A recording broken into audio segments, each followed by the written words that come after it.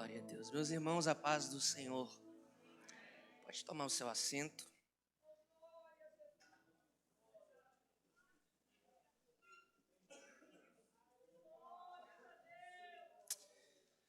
Queridos, é uma alegria poder estar aqui com vocês pela primeira vez.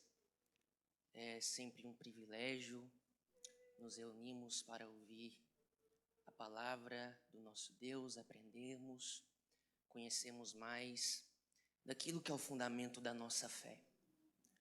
Porque isso é o que nos conduz a estarmos preparados para lidar com os desafios da vida.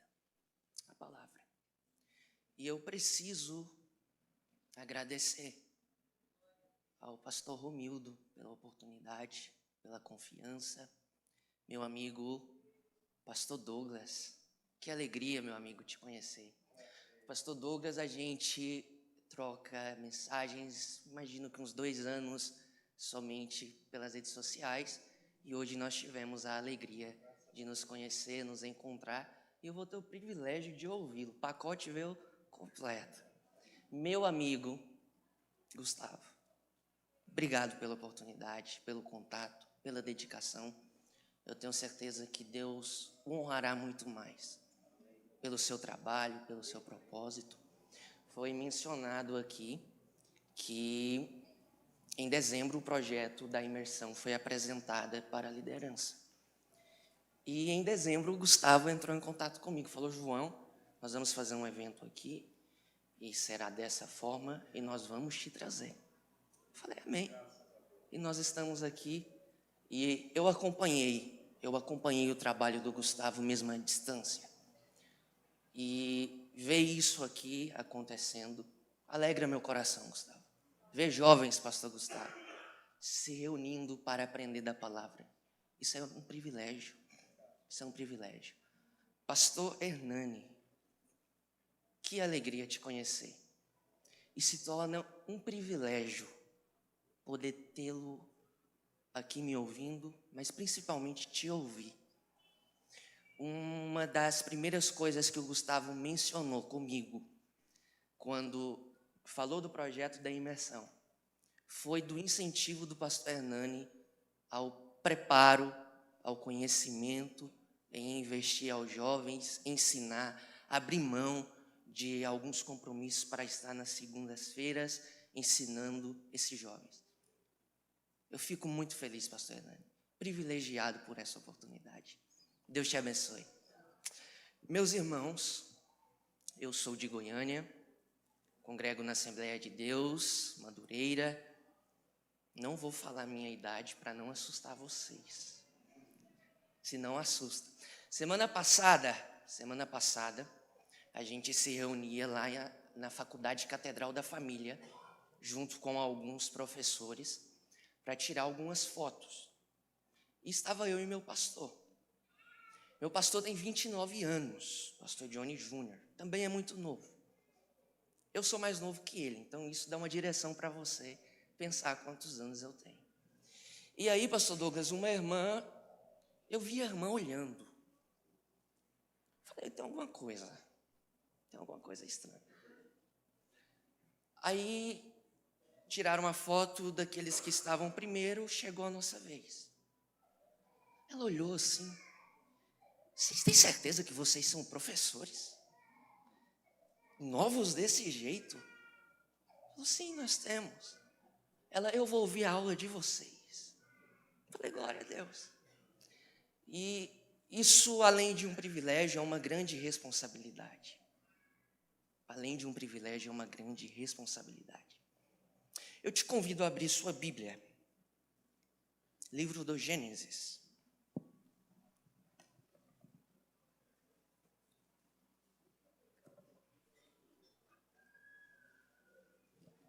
Livro do Gênesis, capítulo 1,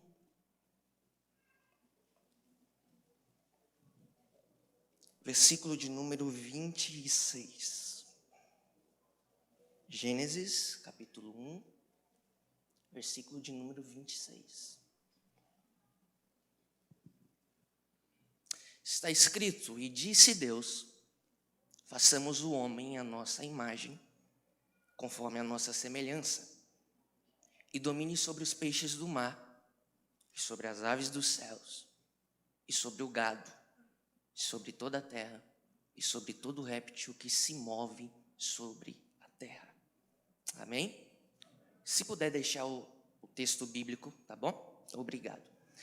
Meus irmãos, pertencemos à tradição pentecostal. É um privilégio. Pertencemos à tradição pentecostal, é um privilégio.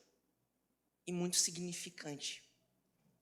Nós estávamos hoje almoçando e o pastor Romildo disse algo que ficou na minha mente toda a tarde. O pastor Romildo disse o seguinte: sabe qual que é a diferença de Satanás para o povo de Deus? É que Satanás conhece a Escritura por completo. Conhece por completo. Mas nós, povo de Deus, temos uma diferença. Qual diferença? Nós temos o Espírito Santo que traduz a verdade da palavra de Deus para o nosso coração. Isso é uma verdade. E eu digo que isso me acompanhando durante todo o período da tarde por uma razão. Eu comecei a pregar, eu tinha 13 anos de idade. De 13 para 14, Deus começou a falar comigo de uma maneira especial, assim como Deus usou Gustavo para falar com o nosso irmão. E uma das coisas que Deus sempre falou comigo, pelo menos umas 4 vezes que eu me lembro, diretamente, foi: meu filho, entra dentro do seu quarto, estude, porque Deus usará a sua mente. Preste atenção nisso. Deus usará a sua mente. E eu comecei a seguir aquilo. Eu comecei a praticar aquilo. Com 14 anos, eu comecei a comprar meus primeiros livros. E teve um dia que eu me encontrei em um dilema. Eu comprei um livro do Herman Bavinck, chamado A Certeza da Fé, da editora Monergismo. Para que os irmãos saibam, a editora Monergismo é uma das principais editoras do ramo de publicação de filosofia cristã. Herman Bavinck seria um dos maiores gênios da teologia que nós temos. Desenvolveu uma dogmática de mais de 1000 páginas, onde expõe a fé. E eu comprei um livro dele, 14 anos. Eu li aquele livro e falava: Jesus, o que eu estou lendo aqui? Não entendia. Não entendia. Um dia alguém me perguntou, falou: João, eu comprei uns livros do C.S. Lewis e eu tento ler esse negócio não entra na minha cabeça, cara. Esse negócio não entra na minha cabeça. Então, veja que há um caminho na formação. Há um caminho no preparo. E tudo tem uma finalidade. A grande pergunta é: para o que nos preparamos? Qual a finalidade do estudo? O que nós temos como proposta quando nós nos reunimos num ambiente como esse? O que isso traz de importância, de princípio e de significado para a gente? A grande questão é que nós não nos reunimos para aprender, para sairmos e estarmos no vácuo do tempo. Nós nos propomos a nos preparar, a conhecer as verdades de Deus para um fim, para um propósito. E a grande questão é que nós não lidamos simplesmente com um dilema cristão. O que é isso? Nós estamos aqui, mas nós sairemos, nós não permaneceremos dentro do templo. Em grande parte, a nossa vida não se resume aqui, mas lá fora, em uma sociedade. E a grande pergunta que se parte e se deve ter com isso é: como aplicar as verdades da fé, conhecidas aqui, para o contexto da sociedade? E foi me passado um tema para conversar com vocês aqui hoje. que é sobre o jovem, a universidade e a necessidade de um posicionamento e, junto com isso, os seus desafios. E eu quero propor um tema para a gente pensar aqui hoje. Entre as ciências e a fé, o modo de ser, pensar e agir do cristão. Nós lemos aqui um texto e nós já entraremos nesse texto.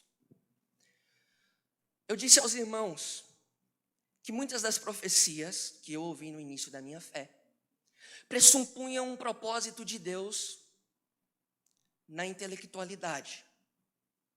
A palavra que eu ouvi era: Deus usará a sua mente. Veja que existe um propósito por detrás. Qual o propósito? Deus como início e Deus como a realidade para a experiência da promessa. E por que eu disse sobre o que o pastor Romildo me disse hoje?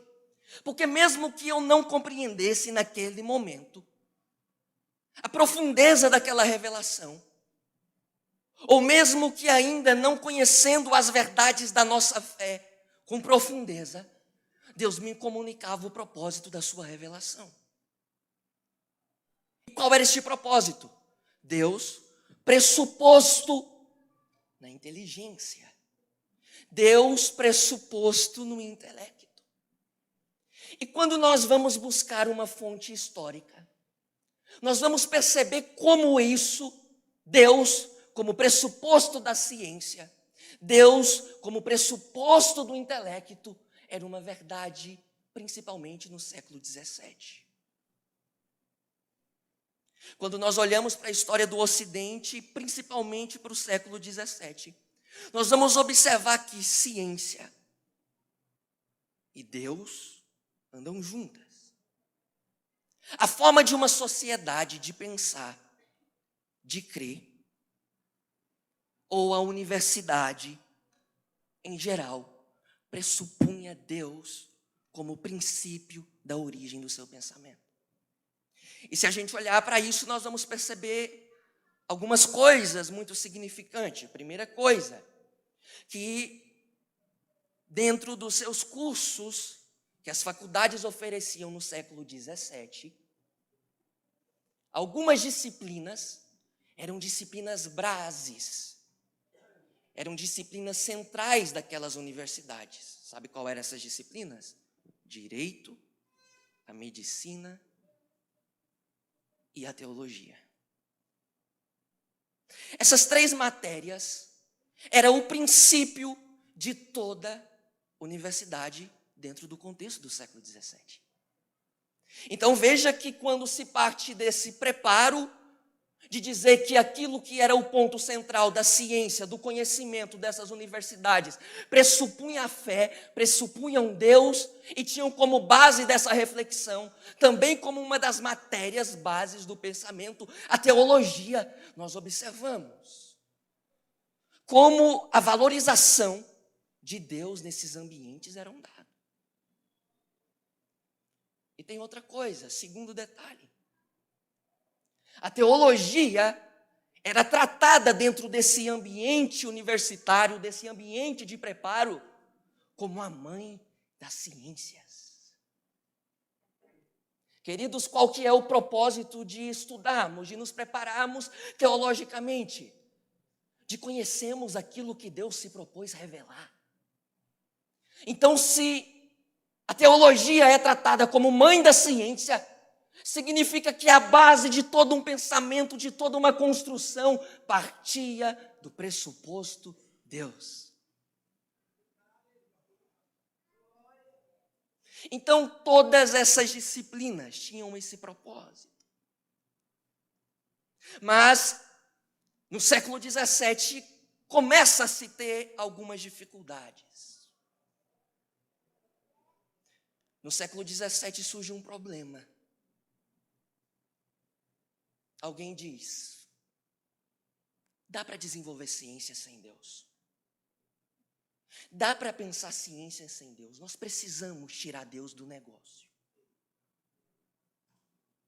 Deus não pode mais estar aqui. E isso começa com um personagem chamado Isaac Newton. Ele começa a desenvolver a primeira ideia de que Deus não precisa ser mencionado para pensar. Qual é o propósito da universidade, senão a inteligência, o preparo? Mas qual é a parte agora, o problema, começa a nascer um problema. A teologia não é mais considerada a mãe das ciências. Deus não é mais considerado a origem de todo o pensamento. Então agora o que eles começam a pensar é normal pensarmos sem Deus. É normal seguirmos o nosso estudo, desenvolver isso sem Deus. E aí, as pessoas começam a abraçar essa ideia. As pessoas começam a pensar, realmente, nós não precisamos de Deus para desenvolver a lógica do pensamento. Nós não precisamos de Deus para desenvolver a lógica da nossa inteligência. O que é isso? Inteligência é um negócio autônomo. Não precisamos de Deus. E isso começa a trazer sérios problemas. Por quê? Eu falei com vocês que no século XVII, Deus era o pressuposto da ciência. E agora eles tiram Deus como centro do pensamento, como centro da reflexão. E agora nós caminhamos para o século XIX. Se no século XVII, Deus é retirado da ciência, no século XIX, a ciência é retirada como um princípio de Deus. Como assim? Os cristãos, os irmãos na fé, começam a desprezar a questão do intelecto. Se no século XVII disseram, vamos tirar Deus da parada, no século XIX, vamos tirar a ciência da parada. O que é isso?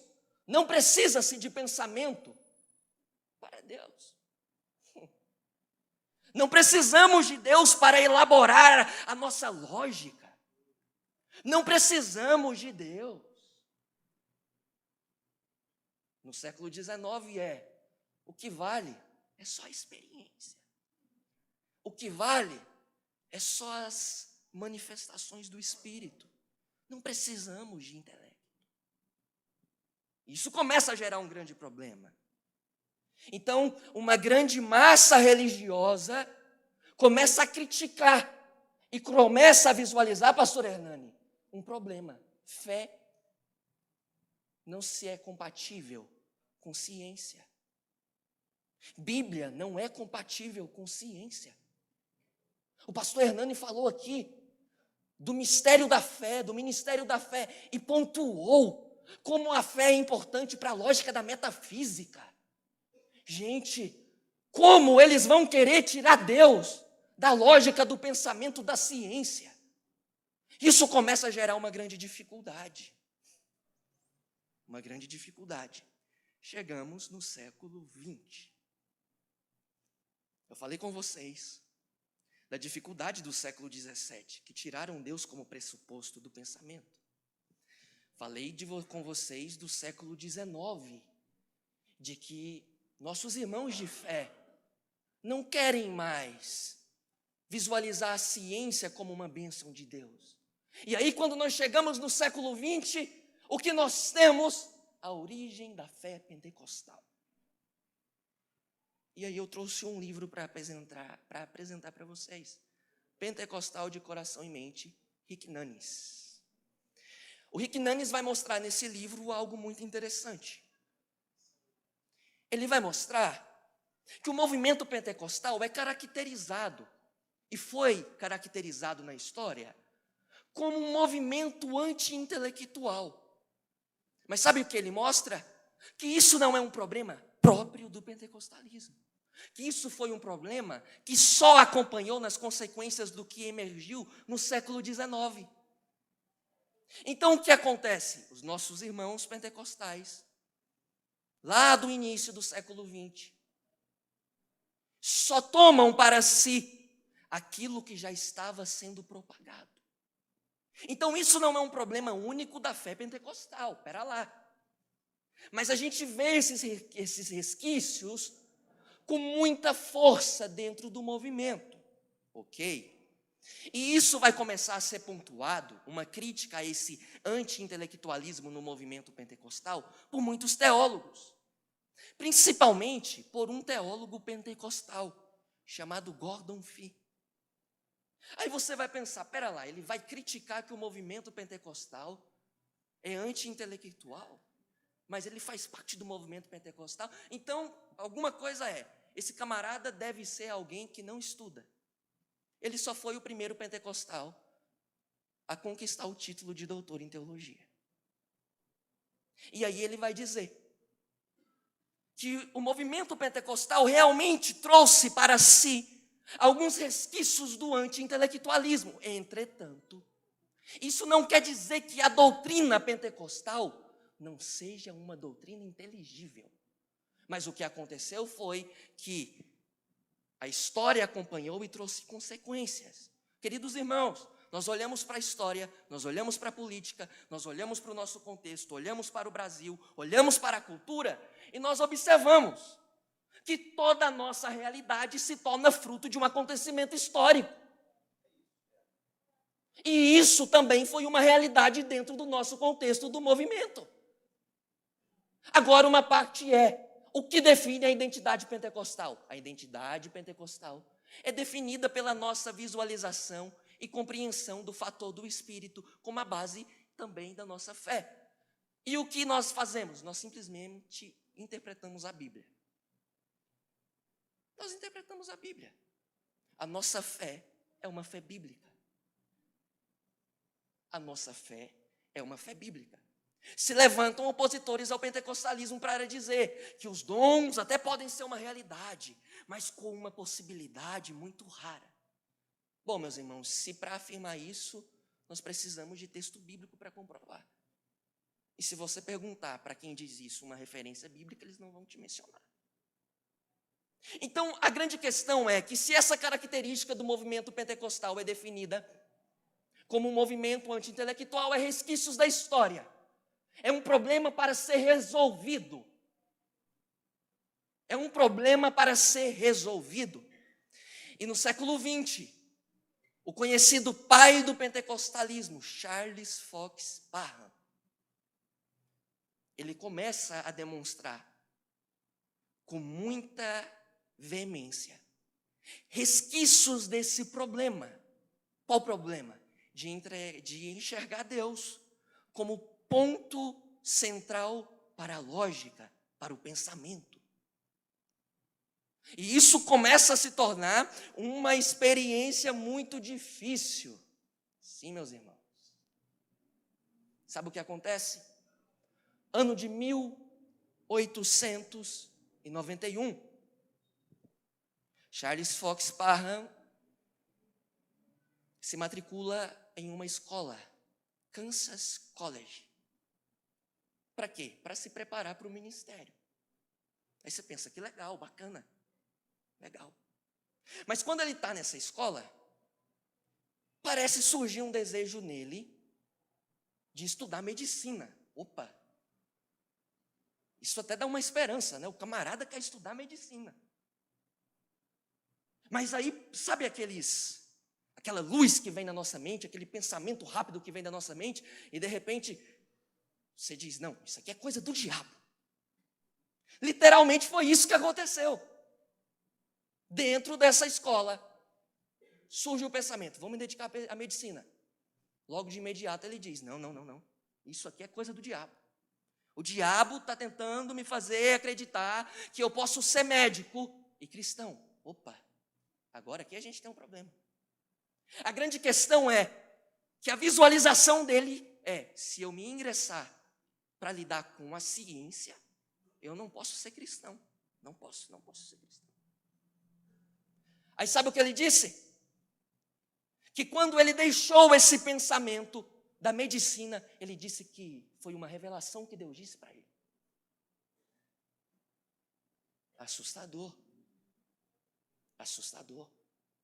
E qual começa a ser os problemas nisso? Mesmo que o movimento pentecostal no início do século XX tenha se iniciado dentro de uma escola bíblica Betel, tem um problema. Qual o problema? O princípio do pensamento deles nós vamos lidar com o texto bíblico, mas será a nossa interpretação pessoal. Nós vamos lidar com o texto bíblico. Nós não dependemos de homens para a nossa reflexão. Nós vamos lidar com o texto bíblico, mas o Espírito vai revelar tudinho. Opa! Parece que vem uma sirene de alerta. Porque é um problema. Isso é um problema. Meus irmãos, deixa eu perguntar para vocês. Se você for num escritório de um médico, e ele dizer para você, não, o meu laudo para você aqui é um laudo que veio da minha própria consciência. Eu não estou usando conhecimento de outras pesquisas, de muitos anos de pesquisa. Você vai confiar num camarada desse? Você não vai confiar num camarada desse. Então isso começou a trazer muitas consequências para o movimento. E o que começa a ser propagado é justamente esse problema do anti-intelectualismo no movimento pentecostal. E isso se estende até para William Seymour, o precursor do avivamento da Rua Azusa. Eu tenho certeza que os irmãos já ouviram falar da Rua Azusa. Os dois grandes pais do pentecostalismo, Charles Fox Parham e William Seymour. Isso acompanha, a ponto de que alguns irmãos começam a dizer o seguinte, quando eles visualizam o pastor Douglas, alguns irmãos estudando, alguns irmãos do movimento pentecostal se dedicando ao estudo, eles disseram o seguinte, esses camaradas aí estão com um problema. Qual o problema? Eles estão querendo pensar. Por quê? E o que isso tem a ver? Isso tem a ver que aquele que verdadeiramente é tocado pelo Espírito, ele não vai precisar de conhecimento, não. Esses dias eu estava indo para uma agenda. E aí um amigo meu estava comigo no carro, ele estava nervoso. Ele, João, eu preciso te contar uma coisa, cara. Eu falei, diga. Ele, rapaz, você acredita que a gente estava lá na igreja, na nossa vigília, e aí o fulano de tal, teólogo, pastor, fulano de tal, teólogo, levantou no meio do culto, é o dirigente da vigília, levantou do meio do culto, igreja pentecostal, e disse o seguinte, meus irmãos, Deus acabou de falar comigo no púlpito. Ah, é? É. Mas tem uma coisa, irmãos, vocês sabem que quando Deus fala com teólogo, o negócio é sério. Espera aí. Se por um lado o problema foi com o intelectualismo, a grande questão é, agora quem lida com a Escritura não pensa. Ou aqueles que se fundamentam em buscam instrução teológica, não há possibilidade de ação do Espírito. Irmãos, isso é um grande problema. Porque o que acontece é, tiramos a experiência para dizer que simplesmente o fator intelectual é um princípio. Isso gera um problema. Pensamos que simplesmente o fator espiritual deve ser seguido. Então aí fica um problema. Será realmente que reflexão e espiritualidade é um problema? Será que realmente o mover sobrenatural do Espírito é um impedimento para a lógica, para a reflexão, para o pensamento? Com certeza não, irmãos. Com certeza não. Nós lemos o texto de Gênesis 1, verso 26, onde nós estamos observando o ponto da criação. Veja, e Deus disse, façamos o homem à nossa imagem, conforme a nossa semelhança. Então eu quero convidar vocês para pensarmos os fundamentos desse texto para a nossa fé. Como assim? Quando nós lidamos com esse texto, ou com principalmente os 5 primeiros capítulos de Gênesis, nós estamos lidando com aquilo que é necessário para que a gente construa a nossa visão de mundo.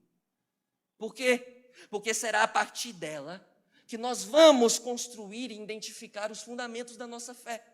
E principalmente é a partir dela que nós vamos compreender o senso de como lidar com o ambiente acadêmico. Irmãos, e sabe qual a necessidade de lidarmos com a lógica da nossa fé com o ambiente acadêmico? É que o ambiente acadêmico não é um senso estrito. O que é isso? As pessoas só estão lá. Não. A universidade prepara pessoas para fora. E a igreja? A gente até gosta, né, de definir, porque igreja significa chamados para. Espera lá, mas será que isso é uma evidência? Enquanto na universidade as pessoas que estão se formando vão para fora, qual a nossa mentalidade dentro do ambiente eclesiástico da igreja? Qual é o nosso pensamento de preparo? Porque o que eles aprendem lá se torna uma consequência na sociedade. E se os nossos jovens saem da igreja para dentro, se não tiverem o fundamento da sua fé, quando eles saírem de lá, já foram contaminados pelas ideias que se propagam naquele ambiente, pelas ideias que são disseminadas naquele ambiente. A grande questão, irmãos, é que o fundamento do século XVII, Deus como ponto central da ciência, Deus como centro da lógica, precisa ser um fundamento da nossa fé. Por quê? Porque não existe pensamento, não existe reflexão, não existe intelectualidade fora de Deus. Não existe ciência fora de Deus. Não existe. E quais são as verdades que o texto de Gênesis irá nos mostrar? Irá nos mostrar que Deus não vai chancelar o desprezo à intelectualidade, ou à razão, ou ao estudo. Na verdade, sabe o que o texto de Gênesis está nos mostrando?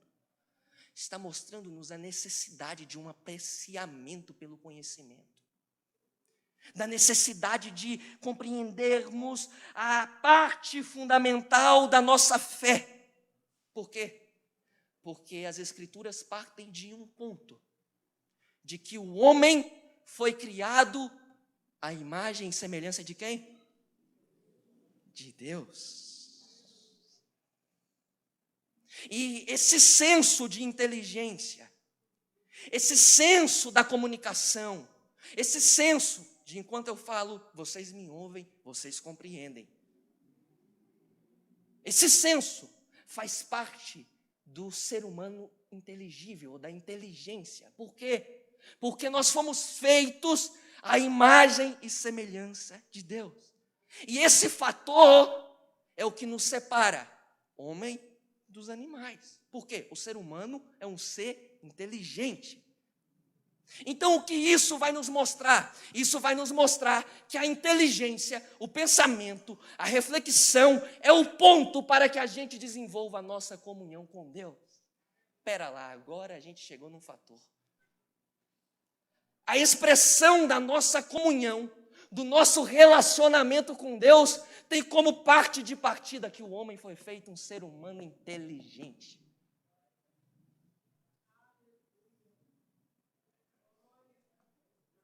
Só tem experiência, só tem esse contato, só tem essa dimensão espiritual, porque Deus fez o ser humano inteligente. E talvez você possa pensar, mas como que nós vamos definir isso? Um teólogo chamado Abraham Kuyper, ele disse o seguinte, que a criação, ela reflete o pensamento divino. A criação reflete o pensamento divino. Olha o que ele disse, Deus não criou para depois pensar, pelo contrário, a criação é fruto da razão, e disse Deus, da vontade do pensamento de Deus. A criação seria uma espécie, ele diz, da encarnação do pensamento divino.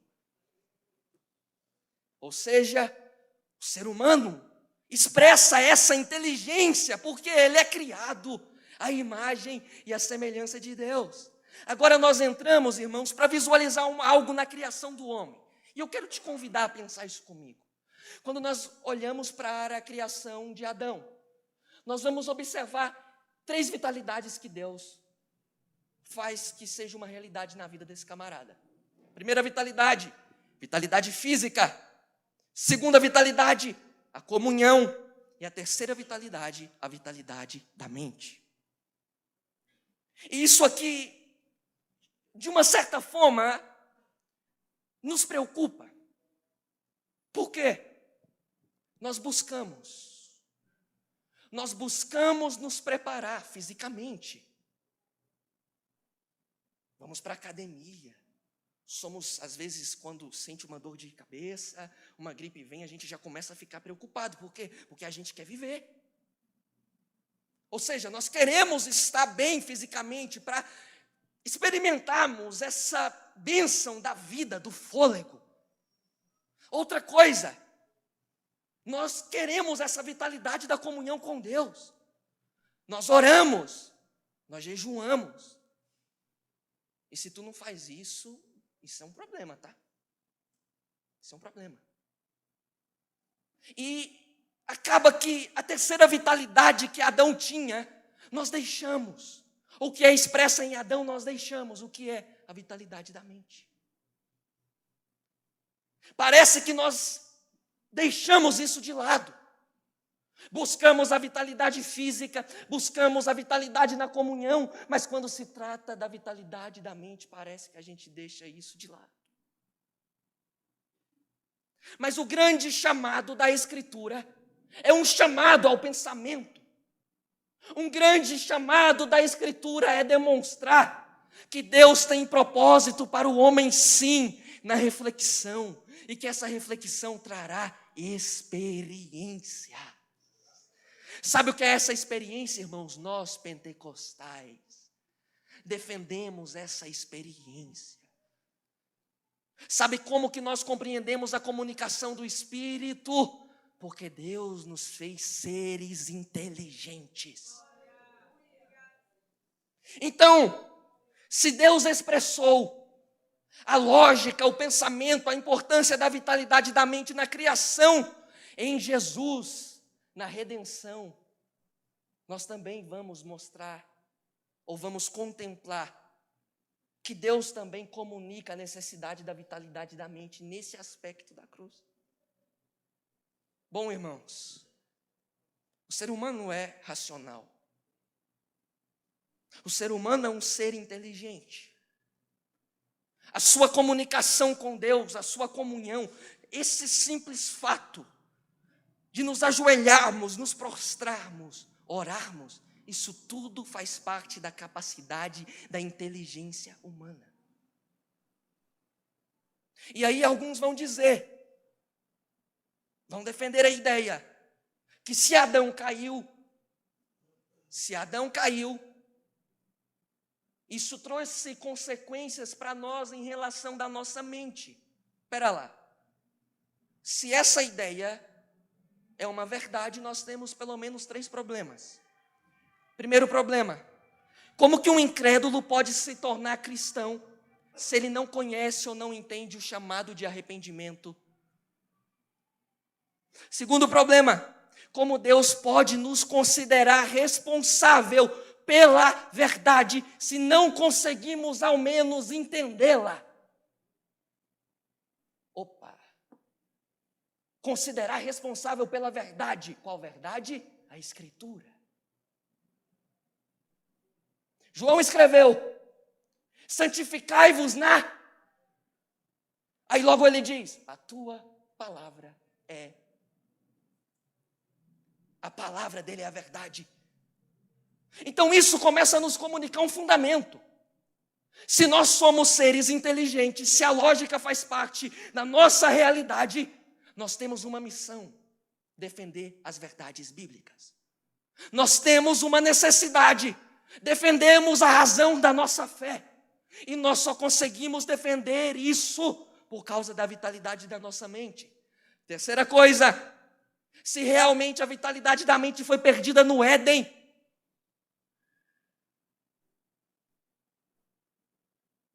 Como seria possível, então, dizer que os incrédulos, eles não entenderam a mensagem de Isaías, a mensagem de João Batista, a mensagem de Jesus e a mensagem de Paulo?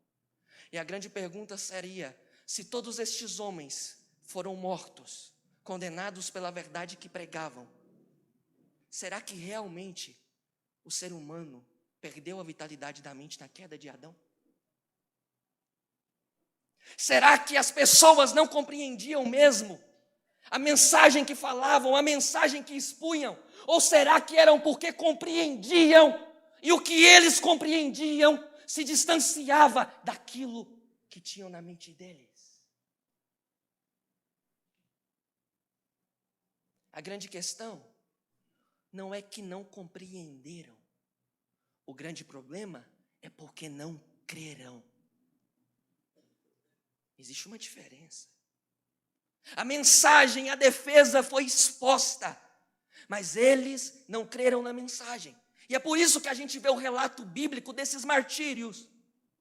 E aí Paulo vai dizer, em uma de suas exposições: aprouve Deus salvar os que creem pela loucura da pregação.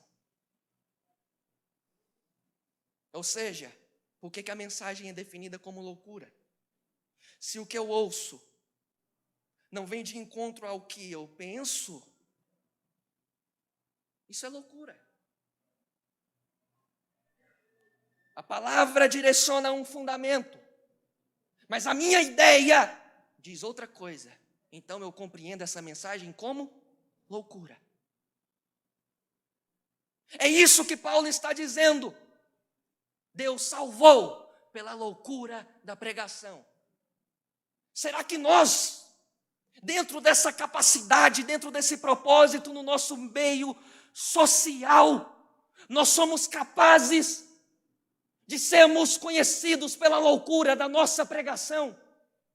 Será que no ambiente hostil da academia, da universidade, nós podemos ser conhecidos como aqueles loucos que falam de Jesus? Porque qual é o propósito? É que nessa loucura da pregação, nós estamos expondo a inteligência que Deus nos deu. Nós estamos demonstrando que o pensamento, a origem de tudo, parte disso. Sabe por que Adão se esconde de Deus quando ele cai? Porque ele reconhece que agora ele não era mais um hóspede da casa de Deus. Ele era um fugitivo que estava em apuros. Ele não era hóspede da casa de Deus. Adão conhecia os caminhos que Deus tinha estabelecido, os princípios que Deus tinha estabelecido, mas ele decide caminhar fora. A grande diferença é que ele não decidiu pensar os pensamentos de Deus, mas ele decidiu pensar o pensamento que Satanás fez ser gerado.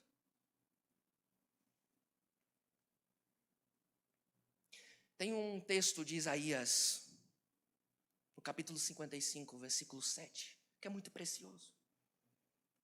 Isaías pregando, ele diz que o ímpio abandone o seu caminho e o homem mau abandone seu pensamento ou seus pensamentos. O que é isso?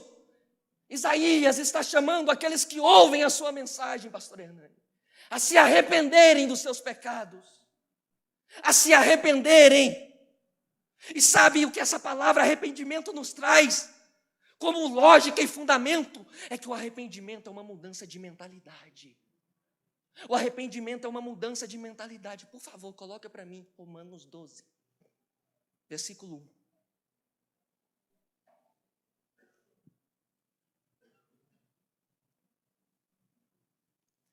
Então Isaías chama que o povo se arrependa e deixe os pensamentos incrédulos. Isso é arrependimento. Aí olha o que Paulo diz, Romanos 12. Rogo-vos, pois, irmãos, pela compaixão de Deus, que apresentei os vossos corpos em sacrifício vivo, santo e agradável a Deus, que é o vosso culto racional. Versículo 2. E não sedes conformados com este mundo, mas sede transformados pela renovação do vosso entendimento, para que experimenteis qual seja a boa, agradável e perfeita vontade de Deus. Irmãos, tem um princípio. A Bíblia nos diz que na volta de Jesus, os nossos corpos serão transformados. Na volta de Jesus, os nossos corpos serão transformados. O nosso corpo será glorificado. Mas a renovação, a única menção de renovação, pastor Douglas, no ambiente terrenal que a Bíblia faz menção, é a renovação da mente. A renovação do pensamento. E sabe por que isso é possível? Por causa da redenção, por causa de Jesus.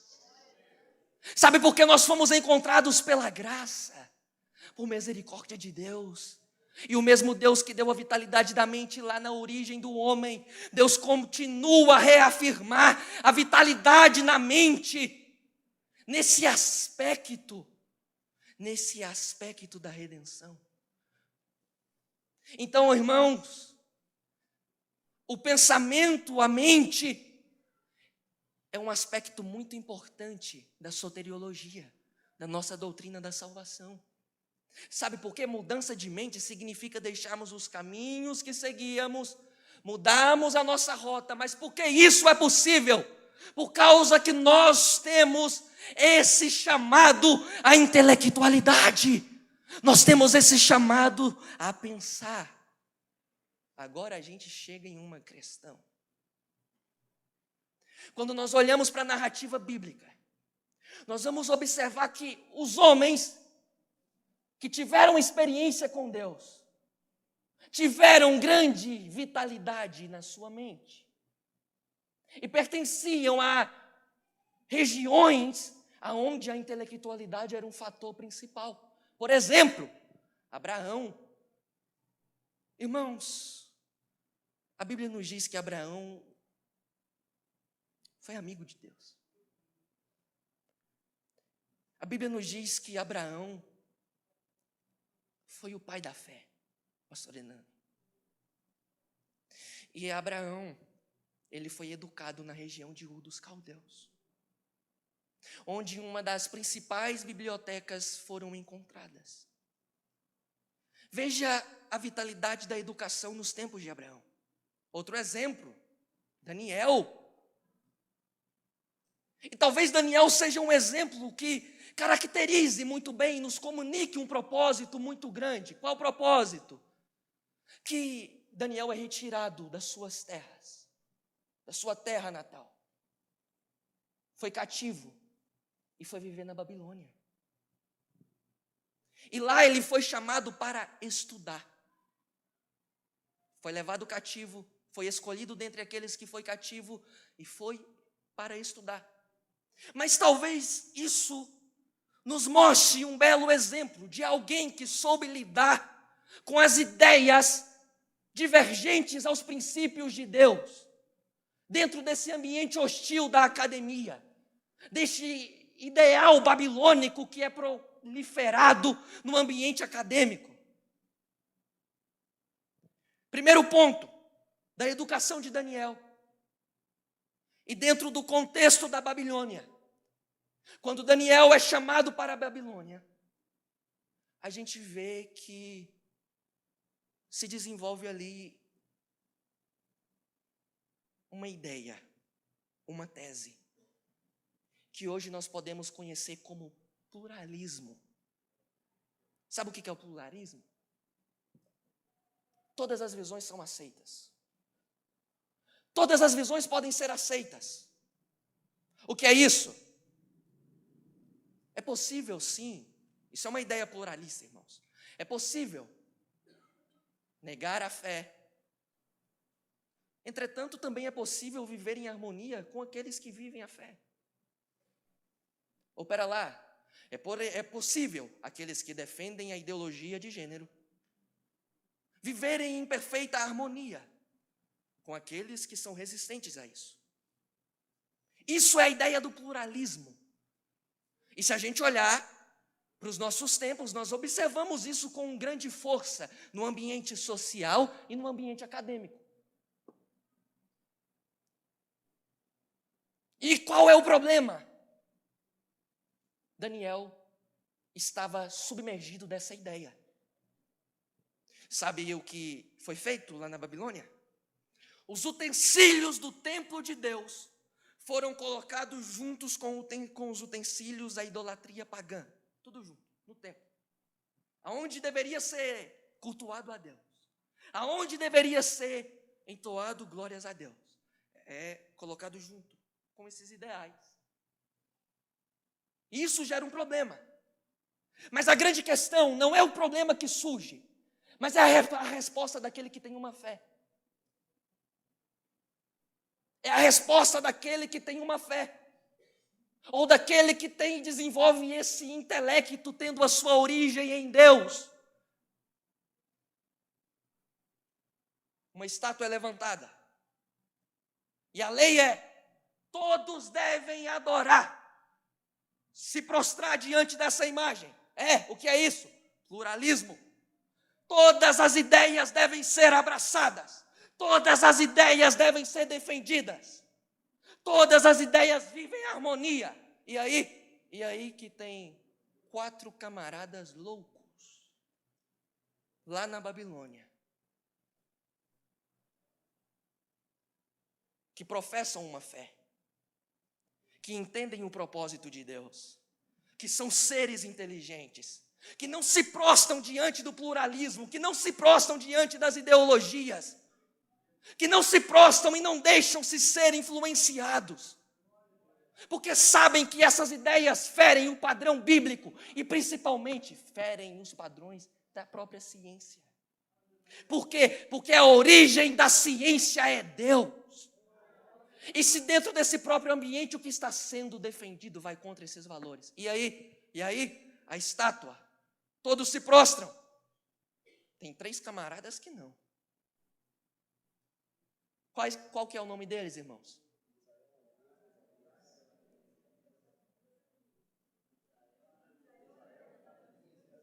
Gostei. Todos se prostraram. Esses 3 camaradas não se prostram. Ok? Por quê? Eu perguntei para os irmãos os nomes deles. E os irmãos disseram: Ananias, Misael e Azarias. Sabe qual foi a primeira coisa que fizeram quando esses camaradas chegaram lá? Vamos mudar o nome.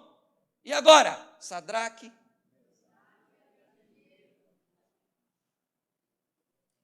Ananias, Misael e Azarias revelam e glorificam o nome de Deus. Sadraque, Mesaque e Abednego são nomes que fazem menção da idolatria pagã. Sabe qual que é a primeira coisa que acontece também com eles? É um desraizamento. O que é isso? Vamos tirar Deus da história. Aqui dentro desse ambiente não pode. Aqui dentro desse ambiente não tem como. Mas sabe o que faz a diferença? É que porque esses jovens não simplesmente carregavam o nome, mas conheciam a história, pastor Douglas. Eles não se prostram. Porque esses jovens conheciam a história de Deus, sabiam o valor da mente, eles não se prostraram. O que é isso? Eles representavam essa valorização da vitalidade da mente. E aí, vocês não vão descer, vocês não vão se prostrar. É isso mesmo, nós não nos prostramos. Prepara uma fornalha ardente de fogo e vocês vão para lá. É mesmo. Por quê? Porque nós decidimos e reconhecemos que a origem do nosso pensamento, ou porque nós conhecemos a história do nosso Deus, nós não nos prostramos diante dessas ideias. Nós defendemos, mesmo que nós sejamos conhecidos como os loucos, nós conhecemos o valor. E aí? Lançados no fogo. Lançados no fogo. E agora? Quem olha pensa, morreu, acabou. E aí? Parece que o fogo não queimou, não. Tem um negócio estranho aqui. E aí? Ué, não eram 3 que a gente lançou? Parece que agora tem 4. Opa! Por que foram lançados? porque defenderam a verdade de Deus, porque contemplaram a vitalidade da mente, a necessidade do intelectual, conhecer Deus e saber que Deus é a fonte e a origem de todas as ciências. E aí, porque eles defenderam a palavra, eles vivem uma grande experiência. Então, será que realmente experiência deve ser retirado do valor do conhecimento? Pelo contrário, irmãos. Pelo contrário. A Bíblia nos mostra que aqueles que priorizam a sua palavra experimentam grandes experiências, porque conhecem o Deus da palavra. Somente um louco, diante de uma fornalha ardente de fogo, defenderia as verdades de Deus. E eles decidiram priorizar isso. E aí, tiveram grandes experiências. Olha a experiência andando junto à prioridade do intelecto.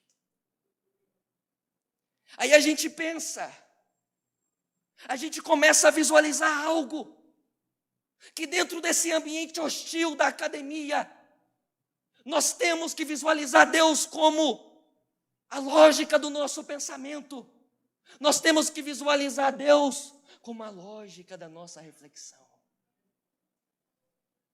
Então nós visualizamos Deus como aquele que dá origem à intelectualidade. Nós visualizamos que a intelectualidade faz parte de um aspecto da salvação. E agora nós vamos perceber que o intelecto faz parte também daquilo que nós conhecemos e sabemos que é uma realidade: o Espírito Santo. O Espírito Santo é um agente do intelecto. Do intelecto.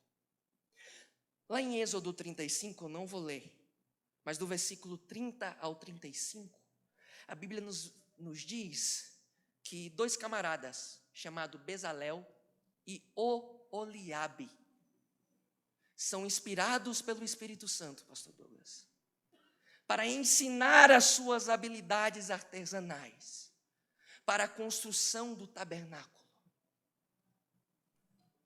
O pastor Hernando falou sobre o tabernáculo. O Espírito foi um agente para que eles desenvolvessem e ensinassem as outras pessoas. E aí, quando a gente olha para o Novo Testamento, a gente vê Paulo dizendo aos irmãos em Coríntios: há um Espírito, o Espírito dá a mensagem de sabedoria.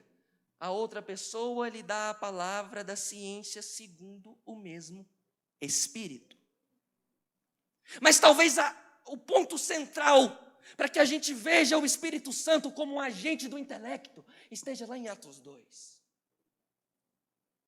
A Bíblia nos diz que todos estavam reunidos. De repente, perceberam algo como um vento, veemente, impetuoso vindo. E aí, línguas sendo distribuídas. E a grande questão é que aqueles que estavam falando em novas línguas tinham outras pessoas de outras regiões, e cada um ouvia a sua própria língua. Gente, se o Espírito Santo não é o Senhor do intelecto, o que está acontecendo aqui? Através do revestimento de poder, da manifestação das línguas, outras pessoas ouvem a pregação na sua própria língua. Sabe o que isso está sendo mencionado, o que isso está nos comunicando?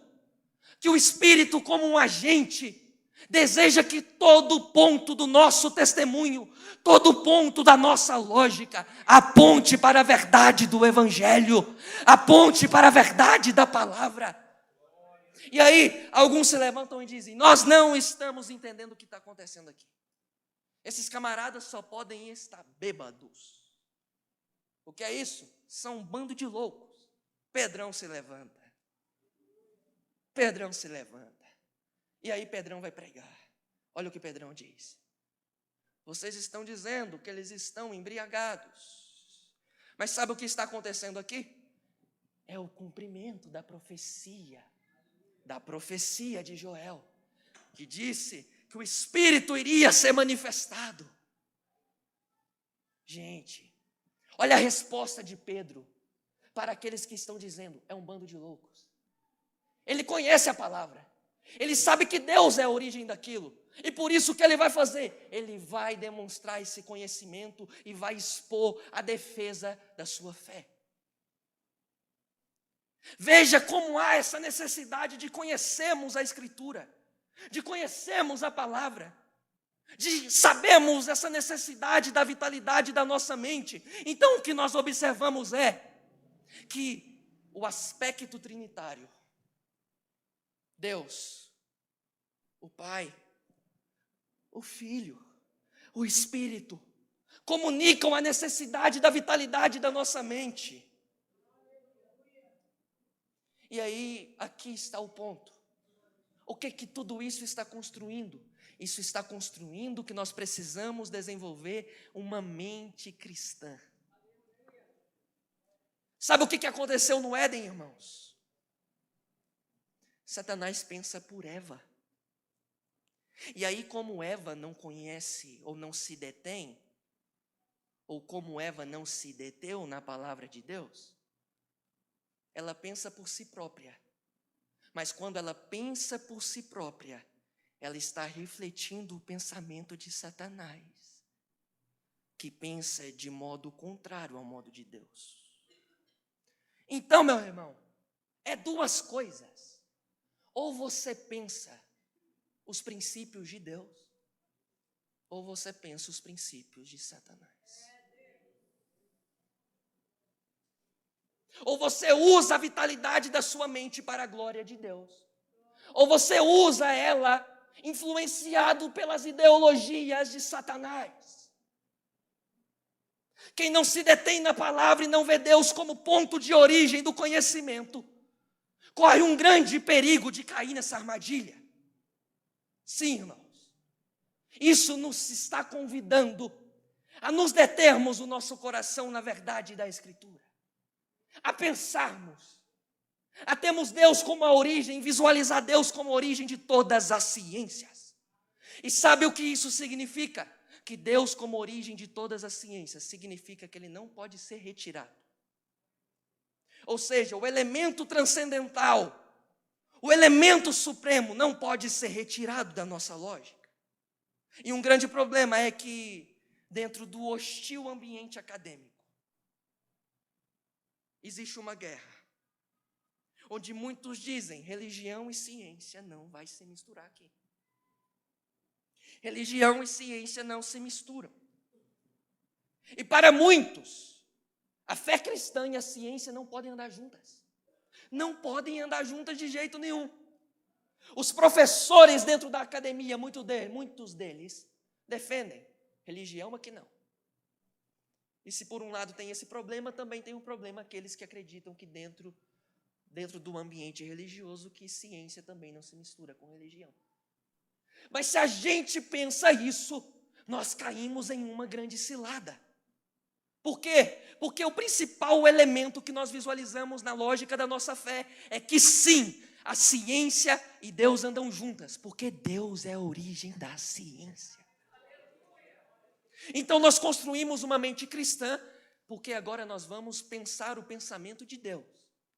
E se nós pensamos o pensamento de Deus, significa que todo o nosso olhar para o mundo será um pensamento cristão.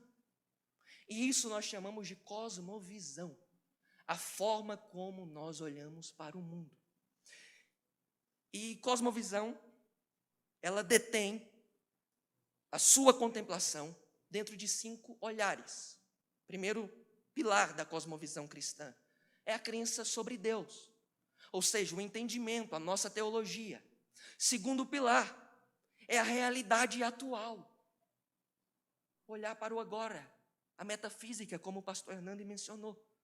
O terceiro, olhar que a ciência ou que a cosmovisão desenvolve, é um olhar para o conhecimento. E o conhecimento dentro desse contexto, um título ou uma definição técnica, é chamado de epistemologia. E um quarto pilar é a ética.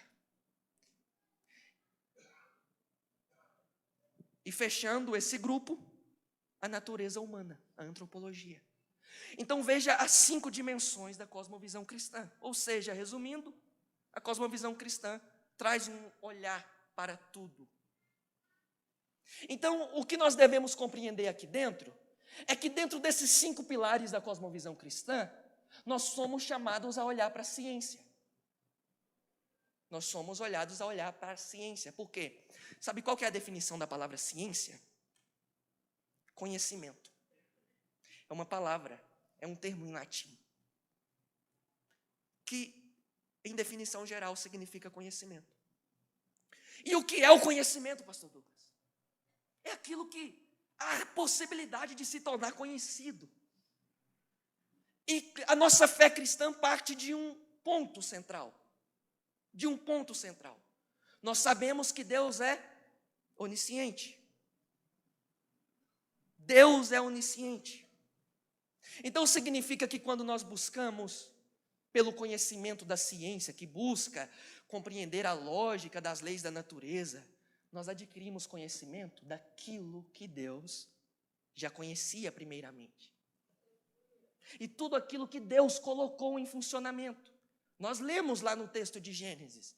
Quando nós olhamos com um olhar atento ali para Gênesis, nós observamos isso. Coloca para mim, por favor, Salmo 111, Salmo 111, verso 2. Olha o que o salmista escreve. Grandes são as obras do Senhor, procuradas por todos os que nela têm prazer, ou aqueles que a apreciam. Quais são as grandes obras do Senhor, irmãos? Quando nós olhamos ao nosso redor, nós observamos a obra da criação de Deus, a perfeição da criação de Deus. E lá no Salmo 111, o salmista já estava dizendo as obras da criação. O que é isso? A ciência deve ser buscada e deve ser compreendida por todos aqueles que apreciam ao Senhor, aqueles que rendem glória ao Senhor. Então, o que nós lidamos aqui e identificamos é que a ciência, tendo essa origem em Deus, significa que conhecendo esse elemento, sabendo e conhecendo verdadeiramente Deus como aquele que tem origem de todo o conhecimento, nós estaremos preparados para lidar com debates e questões que são peculiares a essas dificuldades. Um teólogo que eu gosto bastante, chamado James Smith, ele conta uma história, um fato, de uma jovem pentecostal. Uma jovem pentecostal que colocou no seu coração um grande e belo propósito, que ela iria estudar medicina. E que quando ela estudasse medicina, ela entraria dentro do escritório para atender com um princípio. Qual princípio? O princípio de que a ciência seria usada, mas que também o elemento da manifestação do Espírito seria um ponto central também para ela desenvolver os atendimentos. O que é isso? A ciência. Mas eu também tenho fé que Deus pode curar. O que é isso? Eu também tenho fé que Deus pode operar. Eu também tenho fé que Deus pode manifestar dentro do ambiente daquele escritório o seu poder. Porque ela é cristã. Ela tem essa visualização da mente cristã. Aí ele diz que essa jovem chega no ambiente acadêmico. E quando ela chega no ambiente acadêmico, o primeiro discurso que ela ouve é o seguinte: aqui somente a ciência tem vez. Nós não cremos em um elemento transcendental na lógica da ciência. O que é isso? Somente uma compreensão natural. O que nós usamos aqui são simplesmente regras da naturalidade. Sabe o que é isso? É o problema do naturalismo. O naturalismo, ele é uma visão de mundo. Da mesma forma como nós cristãos temos uma forma de olhar para o mundo, o naturalismo é uma forma que eles olham e definem e diz o seguinte: o mundo acontece, ou tudo que existe no mundo é algo natural, nós não precisamos de Deus aqui. O sobrenatural não pode acontecer. E muitos que defendem essa ideia dizem-se ser cientistas. Mas aqui tem um problema, irmãos. Quando um cientista entra dentro do seu escritório, ou dentro daquele laboratório para produzir ciência, ele não pode entrar ali como um naturalista. Ele não pode entrar ali como um naturalista. Sabe por quê? Os cientistas precisam de algo chamado pressuposto. Eles precisam de algo chamado pressuposto para desenvolver ciência. O que são esses pressupostos? Esses pressupostos são as coisas que os cientistas acreditam. Só que aquilo que eles acreditam, eles não conseguem ter uma explicação científica para aquilo. Por quê? Porque tudo isso já está pressuposto no seu trabalho. Isso aqui é muito interessante. Então, o que nós podemos seguir para compreender melhor o que é esse pressuposto que os cientistas utilizam? Por exemplo, a lei da gravidade. O que é isso? Se eu jogo esse livro para cima, o que vai acontecer? Cai. Isso é um pressuposto para que eles elaborem ciência.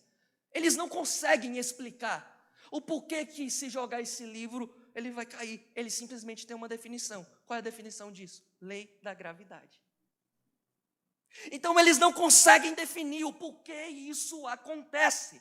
Então, se eles vão para dentro daquele laboratório, eles não podem ser naturalistas. É impossível ter essa lógica naturalista para a ciência, porque existe algo que eles não conseguem definir à luz da ciência, mas os cristãos... Coloca para mim, por favor, Provérbios 38, versículo 4. Então, os cientistas, de maneira natural, não conseguem realizar isso. Provérbios 38, 4.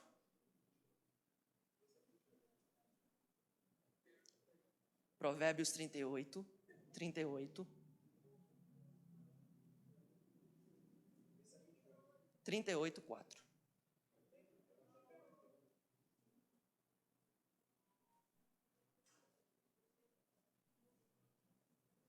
Perdão, irmão, Jeremias 31.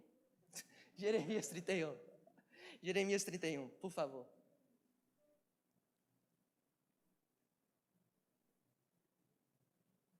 Versículo 35. Assim diz o Senhor que dá o sol para a luz do dia, e as ordenanças da lua e das estrelas para a luz da noite, que agita o mar bramando as suas ondas. O Senhor dos exércitos é o seu nome. Verso 36. Se falharem estas ordenanças diante de mim, diz o Senhor, deixará também a descendência de Israel de ser uma nação diante de mim para sempre. Verso 37. Assim disse o Senhor, se puderem ser medidos os céus lá em cima e sondados os fundamentos da terra aqui embaixo, também eu rejeitarei toda a descendência de Israel por tudo quanto fizerem, diz o Senhor. Vamos entender isso melhor? Coloca Jó 38.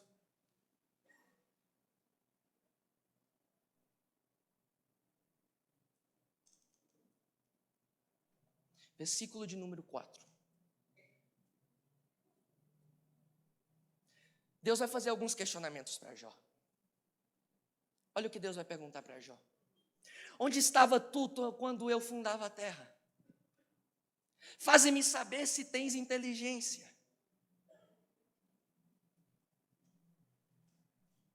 Explica. Pela sua lógica natural, explica. Sabe o que nós compreendemos, irmãos?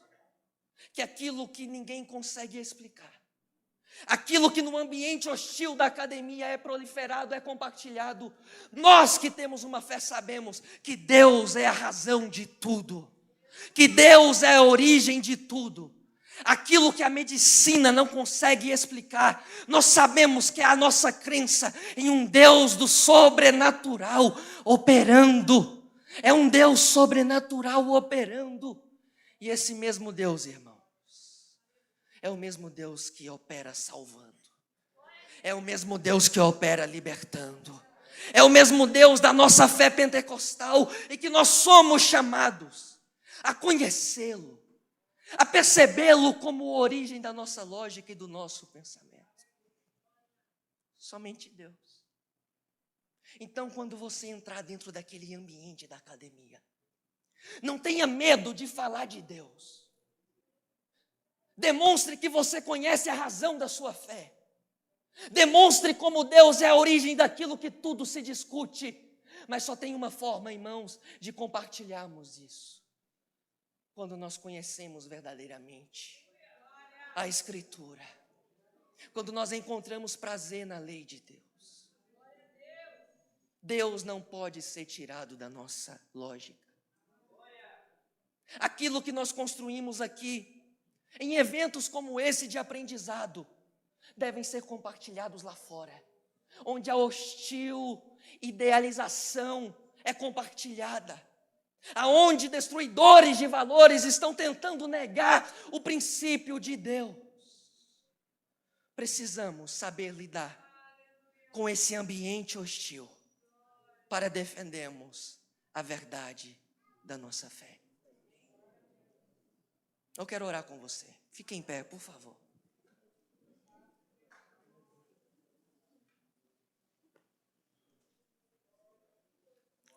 Curve sua cabeça. Senhor, nós te agradecemos. Nós te agradecemos pela sua palavra. Nós te conhecemos, Pai. E revelamos e demonstramos isso nessa experiência de estarmos aqui, orando a Ti, buscando instrução para sabermos lidar com os desafios que podem nos submergir. Senhor, nos faça e acenda o desejo diário de defendermos a nossa fé como uma expressão daquilo que conhecemos. Que o Senhor nos dê graça, que o Senhor nos ajude. Em nome de Jesus. Amém. Meus irmãos, no fim, eu vou estar com 2 livros. Aprendiz de Teologia e o meu recente lançamento, Vocação e Juventude. Eu tive a alegria de ter esse livro prefaciado pelo pastor Elias Torralba. Nós estaremos ali fora com esses livros. E eu quero presentear o pastor Romildo com esses 2 livros. Deus abençoe, pastor.